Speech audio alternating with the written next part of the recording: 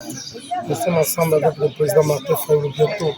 Azot Mapokia Panza, Oyo Akani Konstitution Congolais, Wapotaka en conséquence en 2018. Le président Yeli Martin Fayulu dans un point de presse, Mokolobele Congolais, Yalinga Lobasikoni, Kozelaï, Okaye Bisabiso Maikani, Tokani Kusala, Nabaju Zali Koya, Ote Mela Makambo Oyo, les alliés en dehors, il y a volonté à peuple, il va imposer Bissou. Donc c'est pour cela que nous sommes le véritable président élu dans l'élection en 2018, accompagné le camarade Adolphe Mozitu, ensemble dans le Beladisso. En tout cas, le peuple congolais, tous acteurs vigilantes sur le colo Yalisu. Nous avons Samoninga Zate, nous avons Kamila Kane Yakope Sabisso. Pas d'autre alternative aujourd'hui. Nous devons nous tenir debout pour sauver notre pays. Nous devons sauver le pays. Nous devons sauver l'ordre démocratique fixé dans la Constitution. Nous n'avons pas le droit de nous résigner, ni d'accepter une quelconque autocratie dans notre pays.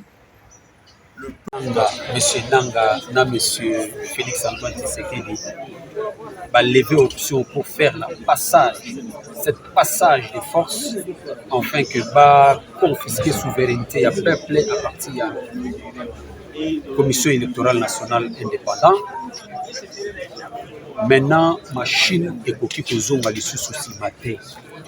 On a déjà constaté que Bazali n'a voix, il y a pété, Bazali n'a voix, il y a force, Bakoyo Kakaka Oyo, force et coquille kosenga. C'est pourquoi vous voyez que le président légitimement élu, Lelo, a bengi population naïe, va se réveiller, va télément, de façon que va Bunda, pour que va confisquer souveraineté de Mabo, Oyo, M. Kabila, M. Nanga, balingi encore Boto Labango, Yango. Donc, quintessence, il y a un message, ils ont pour la sensibilisation du peuple, pour que le peuple a se prendre en charge. Et vous savez que le président légitimement élu a le but incessamment, dans des jours à venir, et que vous n'allez pas si loin.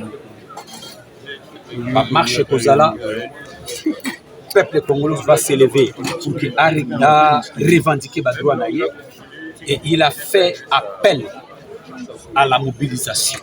Yango moni tubengi bato nyonso, par organisation politique nyonso, société civile, oyo bazali acquise au changement. Tout ça la fond pour faire échec na dictature naissante ya monsieur Félix Antoine Tshisekedi. Et bino pe bapanzi